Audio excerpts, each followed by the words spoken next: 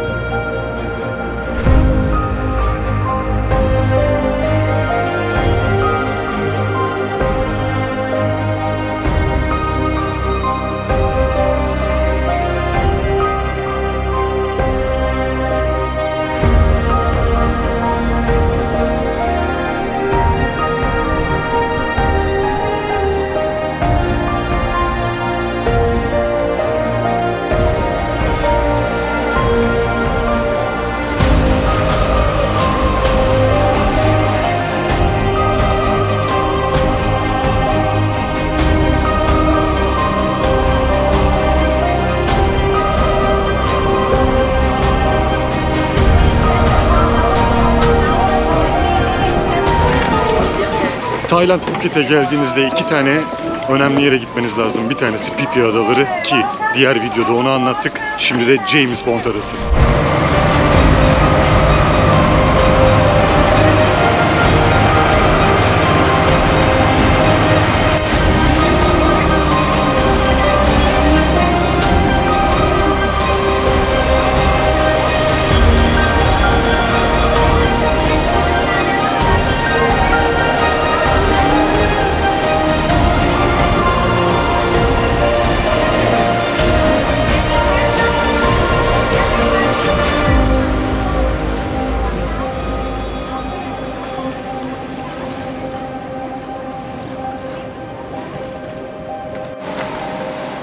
Bugün nefis adalarla dolu bir coğrafyadayım. Harika bir yerdeyim gerçekten. Sanki gökyüzünden aynı Vietnam'daki gibi kayalar yağmış o efsaneye göre. Vietnam'a gittiğimizde de Halong'da onu anlatırız umarım. Tayland'dayız. Phang Nga körfezinde Khao Phin Kan adasındayım.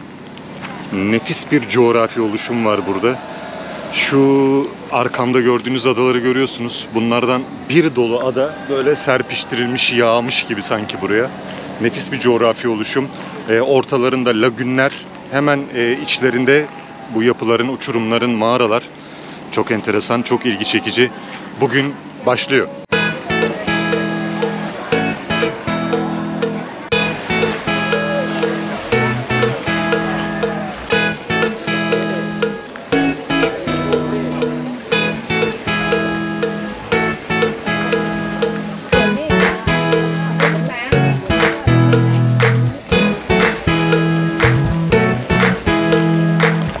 İşte şu anda o ünlü James Bond adasının önündeyiz. James Bond adası olarak biliniyor Koh Phi Kan. Aslında adanın ismi şu küçük sahilde birbirine yaslanan iki kaya anlamına geliyor ve bu iki kayanın ortasında şu anda Koh Taphu ismi verilen bir çivi adası var. İşte o da filmden sonra 1974 yılında çekilen James Bond filminden sonra Roger Moore'un oynadığı ikinci filmdi. Serinin de 9. filmi ve bu seride oynayan Altın Tabancalı Adam, James Bond'un Altın Tabancalı Adam filminde işte bu kıyıda bir duello vari bir sahne çekilmişti. Ondan sonra da bu ada aynı The Beach filmindeki Leonardo DiCaprio'nun Maya koyuna verdiği hizmet gibi burayı da çok ünlü yaptı. Yani filmlerle ünlü olan yerlerdeyiz. Nefis bir noktadayız. İşte James Bond adası.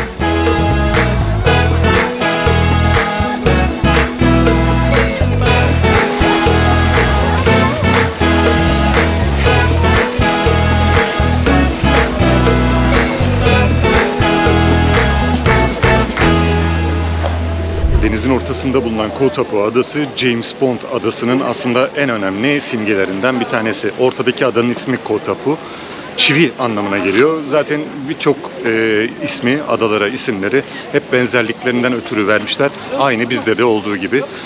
Ve bu Koh Taphu Adası özellikle Pisa Kulesi veya yakın zamanda ortalıktan yok olan, ki ben görme şerefine eriştim, Malta'daki ünlü Azur Window'un benzeri bir yok olma tehlikesiyle karşı karşıya. Şu altını görüyorsunuz, orada bir erozyonik bir aşınma var ve bununla ilgili artık teknelerin çok yakınına gitmeleri engelleniyor. Oralarda yüzmek, oralarda teknelerin bağlanması engelleniyor çünkü kaya oluşumlarla kendini yok ediyor. Kireç taşı oluşumu gittikçe kaybolabiliyor. Aslında bu adaların oluşumu da tamamen bu yok olmayla, bu var olmayla alakalı. Çünkü milyonlarca yıl önce oluşan bu yapı bütün bu alanı dolduruyordu ve daha sonrasında yavaşça, tabii bunlar milyon yıllarca, binlerce yılda tepelerinde göletler oluşuyor bu yapıların, bu uçurumların, şu çevremde gördüğünüz uçurumların ve bu çevremde gördüğünüz uçurumların tepesinde oluşan göletler zamanla aşındırarak suyla birleşmeye, denizle birleşmeye başlıyor. Denizle birleştikten sonra da çöküntüler meydana geliyor ve çöküntülerde ya lagun ya da lagunun ötesinde daha çok aklımıza gelen mağaralar oluşuyor. Bu mağaralarda zaten bu bölgede çok fazla sayıda var.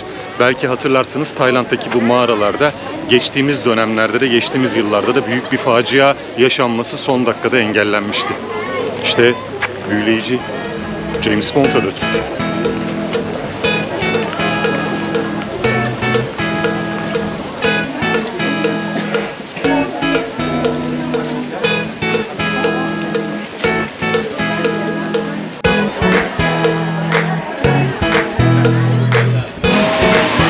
Şu pozları vermekten ne zaman vazgeçeceğiz? Burayı birçok açıdan, birçok dönemde görebiliriz ama böyle bir sağanak yağış altında bu bulutlarla görmek de çok güzel oldu. Çok yağıyor, kaçıyorum ben. Tabii her yerde olduğu gibi satıcılar James Bond adasında da en azından görüntüyü kapatmamışlar. Hemen ortasında satışa devam ediyorlar. Her yerde aynı şey var. Bunları gerçekten buradan alan var mı? Bilemiyorum artık. Burada da bu kadar yağmur işte. Yağmur yağdı. Şimdi güneş açıyor tekrar. Yağmurluğumuzu giydik. Biraz sonra terleyeceğiz. Keşfet TV her hava şartında gezmeye devam ediyor.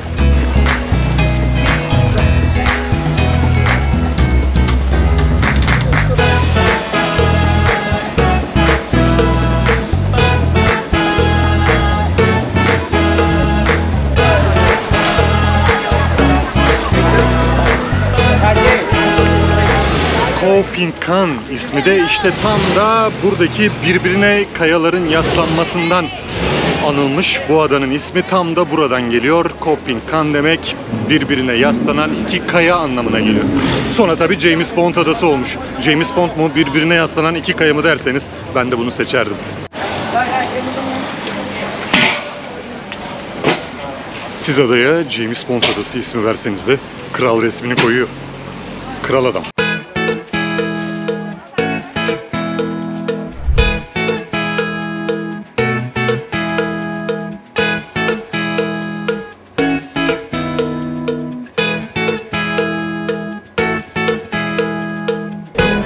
Şimdi burada değişik bir şey yapacağız. Kanolara bineceğiz bakalım. Canyoningle Kalu adasının lagununda.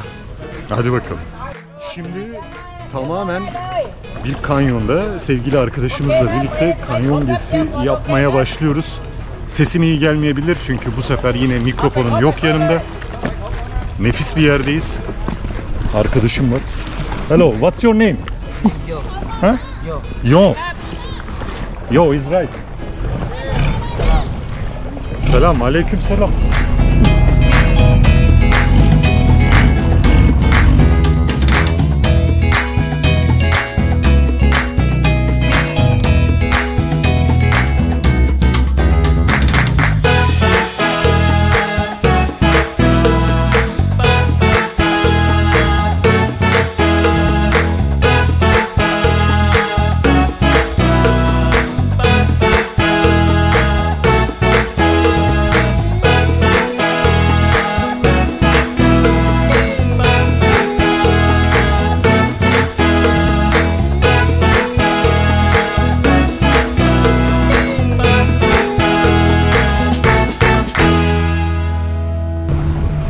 Gerçekten güzel ve değişik bir tecrübe şu anda. James Bond adasından çıktık, Kalu'ya geldik ve canyoning yapıyoruz şu anda. Harika.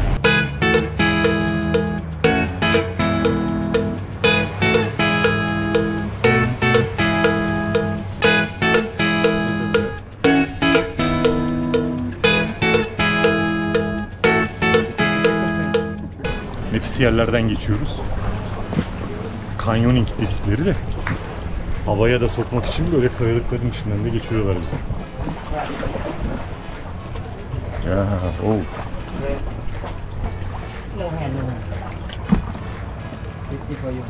Oh, yes. Oh.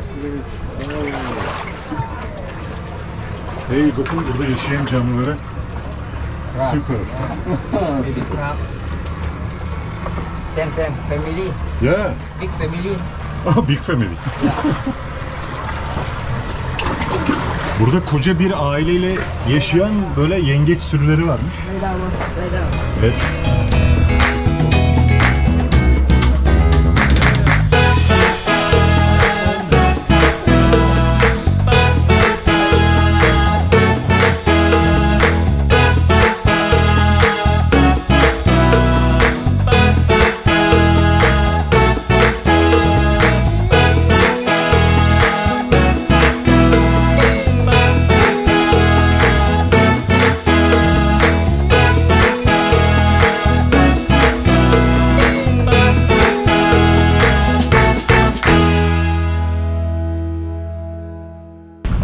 Tayland'a Phuket'e geldiğinizde dediğim gibi Phi Phi Adası özellikle yapılması gereken bir tur ama onun yanında bakın bu Sarkıt ve Dikitlerin de yer aldığı bu mağaralar aslında adanın içlerine doğru da ilerliyor. Burası sadece iki adayı birleştiren bir geçit haline gelmiş.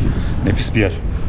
Phi Phi Adası turundan sonra mutlaka James Bond Adası turu da Tayland'da yapılması gerekenlerin en başında geliyor.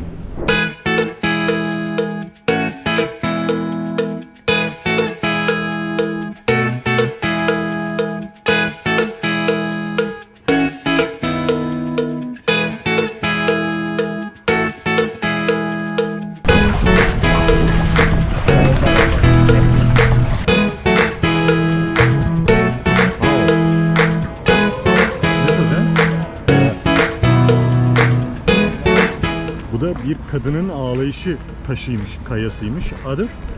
Yeah, buffalo. Oh, okay. Yeah, buffalo. Buffalo kafası da hemen şuradakine buffalo kafasına benzetiyorlar. Buradakine de bir kadının ağlayışına benzetiyorlar ki gerçekten doğru. Şu anda net görüyorum. Nefis bir görüntü.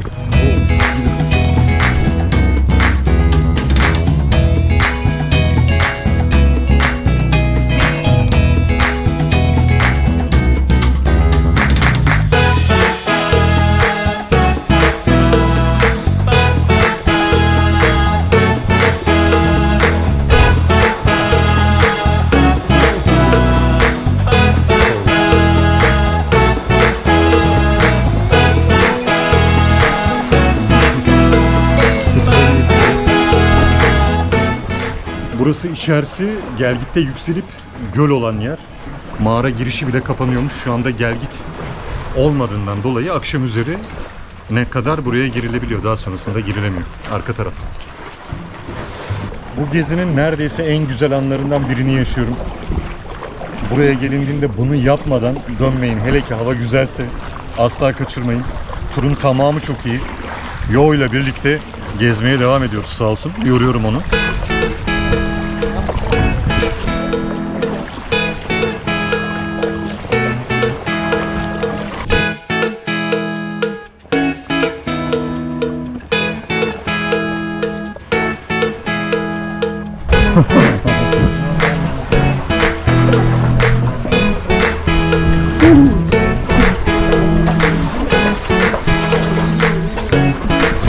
Öyle bir yerden geçiyoruz ki yatmak zorundayım şu anda.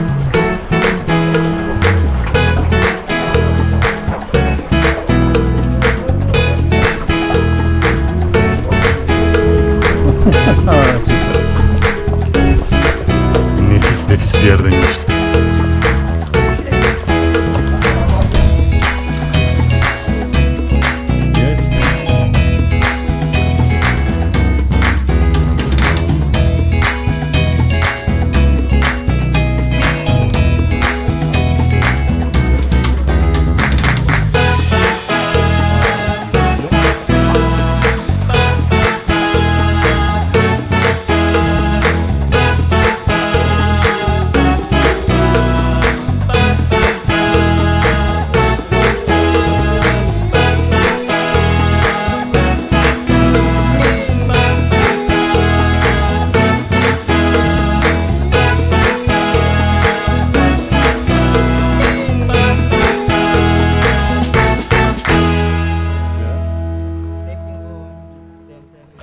mangrove ormanında. Burası özellikle yine gelgit anında yükseliyor değil mi? Yeah, outside.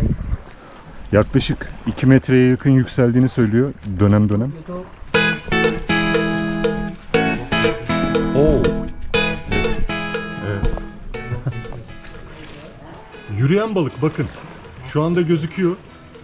Walking fish diyorlar. Yürüyen balık diyorlar. Karaya çıkıyor ve yürüyor. Bakın şurada. Bakın yürüyen balıklara bakın. Oo.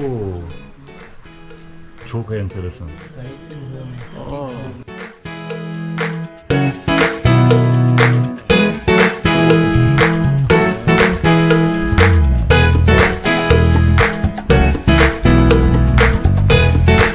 Yürüyen balıkları da gördük. Bir altın bileziğimiz daha oldu. Yürüyen balık, mangrove ormanı ve nefis bir lagün ve mağara geçişi. Bu turun en büyük sürpriziydi. Ve bebek yengeç. Bebek yengeç de hemen burada daldı. Ve mangrove ormanında, mangrove ormanında. Burası gelgit saatinde oldukça yükseliyor. 2 metreye kadar çıktı oluyormuş. Ama 1 metre kesin her gün oluyor diyor. Döneme bağlı 2 metreye kadar da yükseldiğini söylüyor.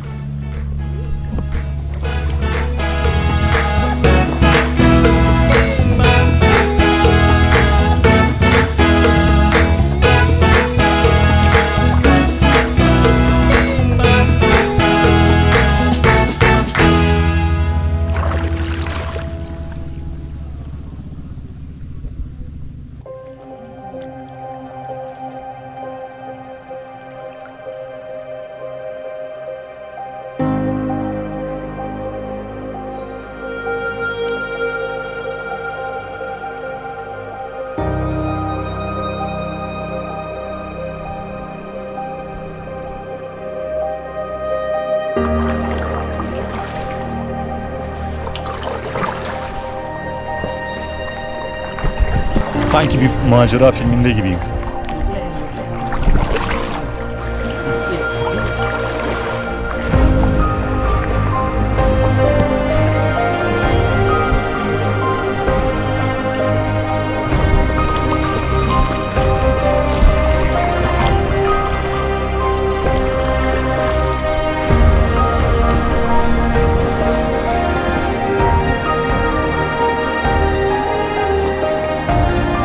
James Bond adası da tam olarak yine şurada kaldı. Oradan bu tarafa doğru geldik. Biraz önce James Bond adasında Koh Tapu kısmında gördüğümüz yer orasıydı. Yani James Bond adasına geldiğinizde burada mutlaka canyoning yapıyorsunuz.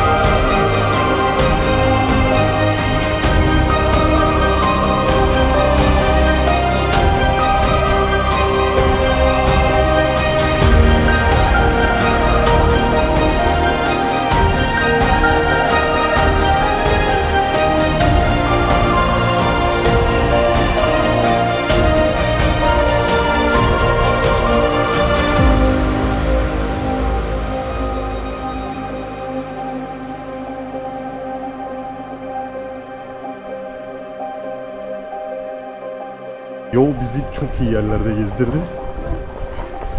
Kalabalıktan da uzak tuttu. Bu sayede de nefis görüntüler alma fırsatımız oldu.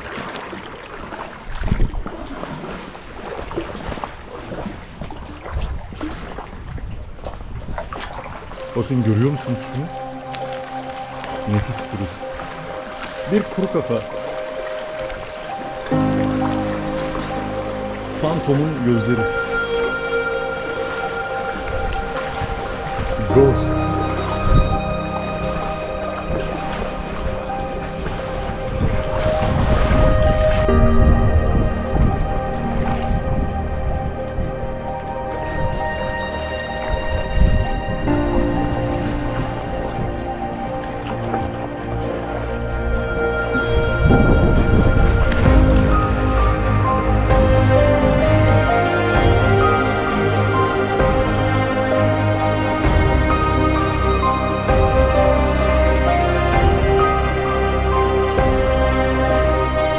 kaya yapıları aynı zamanda çok fazla balık bulunduruyor burada. Ve bu kaya yapılarının arasında büyük balık aileleri, onların deyimiyle balık aileleri var. Şu anda su bulanık. Biraz hem gökyüzünden hem de biraz önce yağmur yağdı. Ondan dolayı suyun bulanıklığından çok fazla gözükmüyor şu anda. Ama dediğine göre Yo'nun, arkadaşımın, elini atsan, torba koysan içi doluyor diyor. O kadar fazla balık var burada diyor.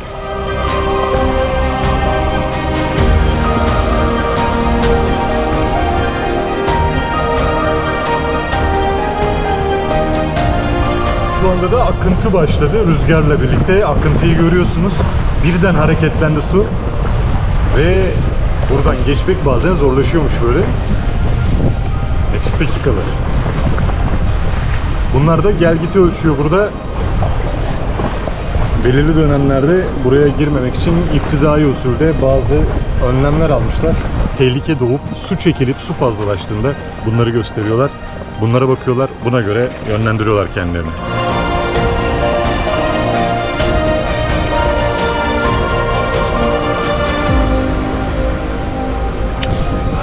Ve rehberimizle birlikte geziyoruz bugünkü James Bond Adası turunda. Bütün turlarda olduğu gibi her yerde bir şey ikram ediyorlar.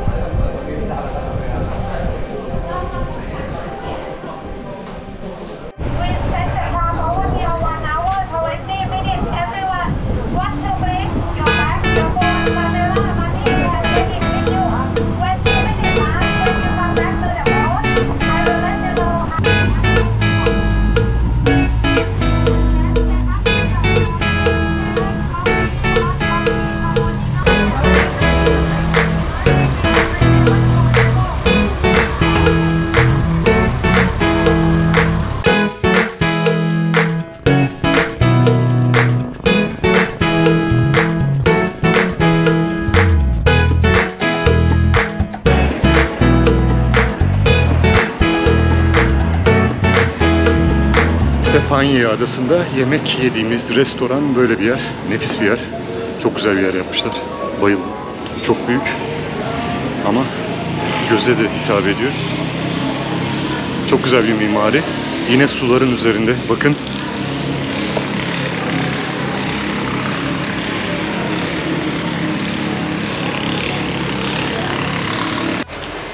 Şimdi belki de Tayland'ın en ilginç noktalarından bir tanesindeyiz. Koh Phangan, Phangan Adası'nda.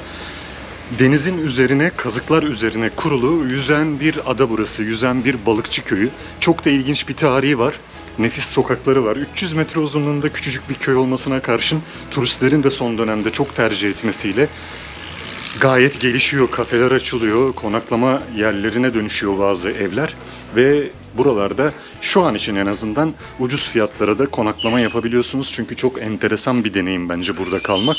Yine bizim turumuz esnasında buraya gelebiliyoruz ve yemeği de burada yediğimiz için Koh Phangan'ı da gezme fırsatımız var. Hikayesi nedir peki? Tamamen farklı bir hikayeye sahip. Burası 18. yüzyılın sonlarına doğru Malay balıkçılar tarafından, Malezya'dan gelen balıkçılar tarafından buranın kara bölümüne yerleşim oluyor. Malay balıkçılar ülkenin bu bölümüne yerleştiklerinde yabancıların mülk satın almasıyla ilgili bir yasak var Tayland yasalarında. Ve bundan dolayı bu yasayı delmek için bazı fikirler geliyor bu balıkçıların aklına ve kazıklar üzerine, yani toprak üzerinde, Tayland toprakları üzerinde bir yabancı mülk sahibi olamaz yasasını aşmak için denizin üzerine kazıklar çakıyorlar ve bu kazıkların üzerine bu köyü kuruyorlar. Köy zamanla gelişiyor. Hem Malezyalıların hem Taylandlıların birlikte yaşadıkları farklı bir yer haline dönüyor. Tabii ki deniz ürünlerinin bol olduğu bir yer. Çünkü denize ulaşımları çok kolay oluyor ve 18. yüzyılın sonlarından itibaren sadece balıkçılıkla geçiniyorlar. Şimdi turizme tabii ki kapıyı açmış durumdalar. Zaten gelişen ekonomiyle birlikte çevrenin, evlerinin, çehresinin de değiştiğini direkt olarak görüyoruz. Çok enteresan bir yer. Zamanla burası tahtalar üzerindeyken beton kazıklar üzerine, çelik kazıklar üzerine çakılarak gelişmiş ve böyle şirin, nefis bir yer ortaya çıkmış. Şimdi hep birlikte biraz daha gezelim.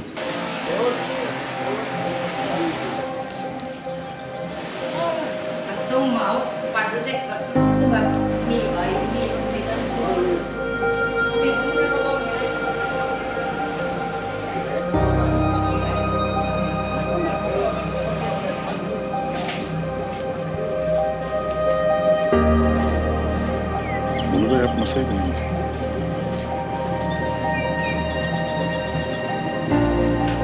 Böyle yavaşça gelişen, turizme açılan, sokaklarında alışveriş yerleri oluşturulmaya başlayan nefis bir yer olmuş. Böyle bir çarşısı var. Tayland'a geldiğinizde burada da kalabiliyorsunuz. Ben sordum. Gecelik 300-350 bahta, yani yarısına bölerseniz 150-175 liraya konaklama yapabileceğiniz pansiyonlar mevcut.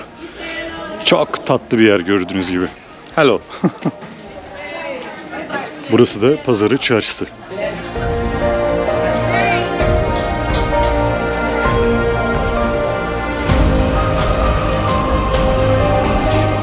Koh-Phangan, yani Phang Adası böyle tatlı, böyle güzel bir yer.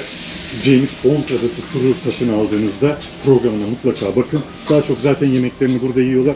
Ama siz yine de gözden geçirin, ne olur ne olmaz. İyi bir acenteyle zaten çıkarsanız, iyi bir tur firmasıyla tura çıkıyorsanız zaten programlar belli ve aşılmıyor. Herhangi başka bir sürprizle karşılaşılmıyor. Bundan dolayı da bir turizmci olarak söylüyorum. İçerisindeki hizmetten ve programından çok memnun kaldım ve ben farklı şeylerine de bakıyorum. Dediğim gibi işim bu. Çok iyi bir firma ismi vereceğim. Ben bu turu Thai Adventure Club'la yapıyorum. Bütün bilgilerini aşağıya bırakıyorum. Hatta sizin için şöyle bir güzellik de yapabilirim. Bir de orada Türkçe iletişime geçebileceğiniz Türkiye'den bir arkadaş sorumlu olarak bulunuyor ve kendisi de çok yardımcı olacaktır. Hatta bizim aracılığımızla geldiğinizi söylerseniz, selamımızı da iletirseniz belki bizimle birlikte burada birlikte dünyaları keşfetme fırsatımız, birlikte dünyaları gezme fırsatımız bir çeşitte avantaja dönüşür. Karşılıklı olarak da güzel anılar bırakmış oluruz.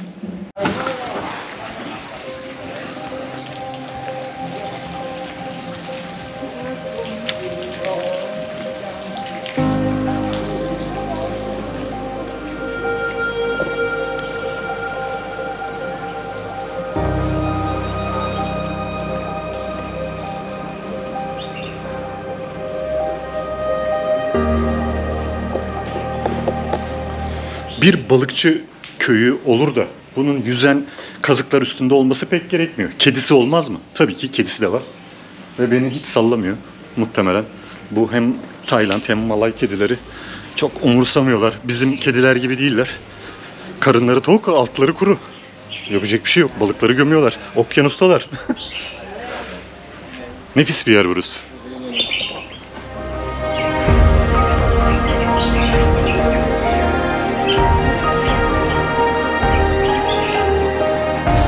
Bütün esnaf hem evlerini dükkan haline çevirmiş hem de aynı yerde konaklama yapıyorlar. Hemen dükkanın arkasında veya üstünde. Bu Tayland'da çok fazla yapılan bir şey. Tayland'da çok fazla şekilde bu işlem yapılıyor. Yani dükkanların birçoğunun üzerinde insanlar oturuyor ve orayı dükkan olarak kullanıyorlar, üstlerinde ev olarak kullanıyorlar.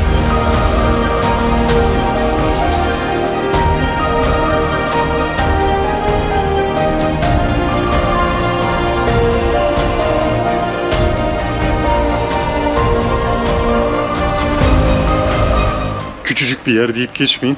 Labirent gibi. Vallahi girdiğim yerden kayboldum. O sokağa gir, bu sokaktan çık. Değişik bir yer. Burada da teyzem zamanında herhalde önü iskeleymiş, denizmiş. Şimdi burada serin bir yerde, en azından bu da gölgede kalmış. Manzarası kapanmış belki ama gölgede nefis zaman geçiriyor. İmrendim demin oturduğu yere, yayılmışlar ailece. Bakın hep böyle kazıklar üzerinde bu evler. Bütün yapılar aynı şekilde. İnsanoğlunda çözümler bitmiyor. Eğer Tayland'da kalsaydım ya da bir gün Tayland'da kalırsam herhalde öğrenemeyeceğim dillerden bir tanesi. Çok zor. Bir tane kelime çok farklı vurgularla çok farklı anlamlara geliyor.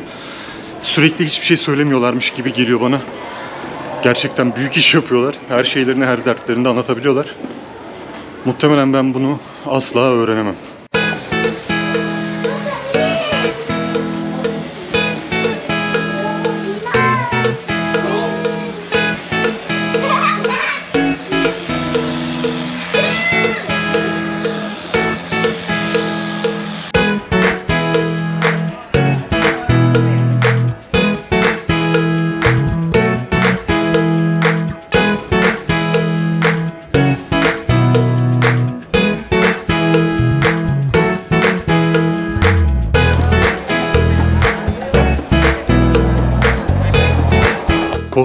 Adası'nın çok büyük bir avantajı var. İstediği kadar büyüyebiliyor. Çünkü suların üzerinde inşa edilmeye devam ediyor. İşte daha önceki bölümlerin dışında burası da sonrasında eklenen büyük köyün ön tarafına bir liman ve harika bir restoran tesis haline getirilen koca yapı. Ama geleneklerden vazgeçilmiyor. Yine direklerin üzerinde inşa ediliyor.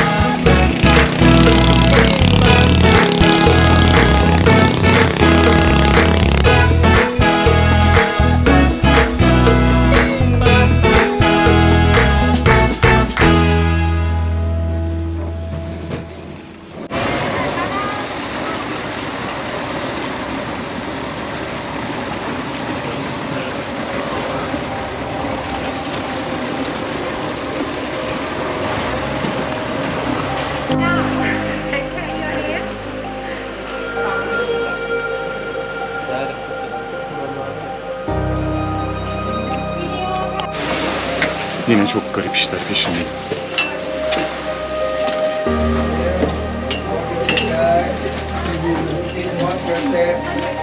Fenerimizi de aldığımıza göre önümüze bakalım.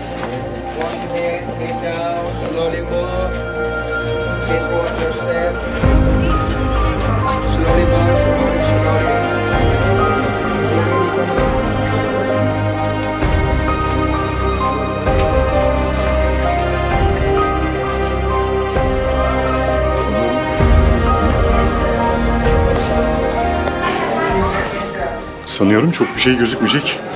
Ama mağaranın içindeyiz. Sarkıtlar, dikitler var. Şöyle önümüzü aydınlatarak giderim.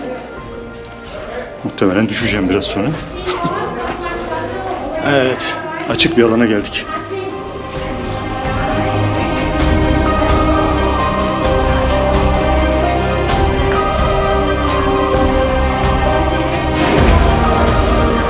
İşte o mağaralardan bir tanesinin içindeyiz.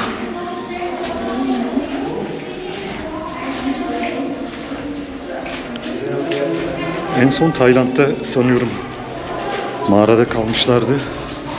İşte böyle bir mağaraydı, sular yükselmişti. Tabii onlar mağaracılık yapan insanlardı. En azından bir gençlik grubuydu sanıyorum, sporcu grubuydu. Ama işte bu adaların, yapıların, kayaların oluşması sırasında bu mağaralarda oluşuyor ve sonunda da yok oluyorlar.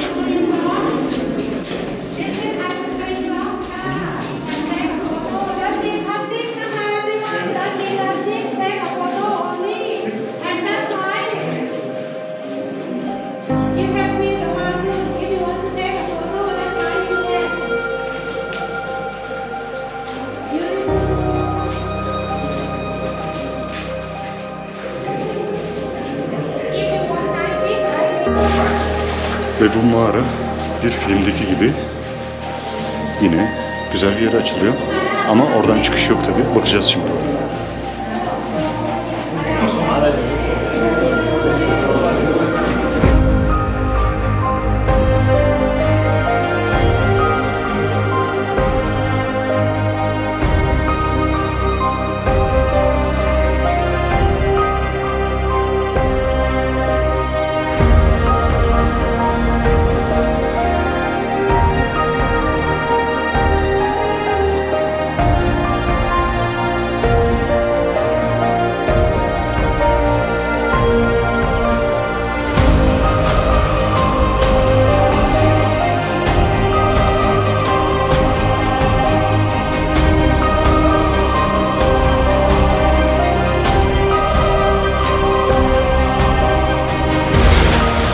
Mağaranın içi fenaydı. Hem nemli hem de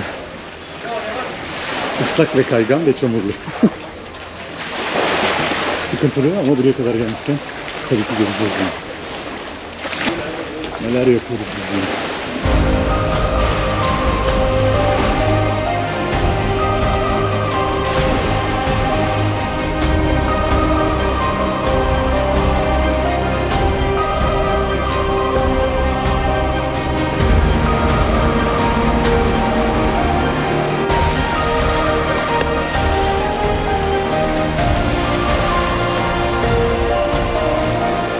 Bugünkü bu nefis geziyi de Naka Beach'te, Naka adasında tamamlıyoruz. Öncelikle Thai Adventures Club'a da teşekkür ediyorum. Özellikle partnerleri, çalıştıkları yerler başta olmak üzere bütün personeli harika iş çıkartıyorlar. Thai Adventures Club'a da teşekkür ediyorum. Ben Erkut Özen. Naka adasından hoşça kalın.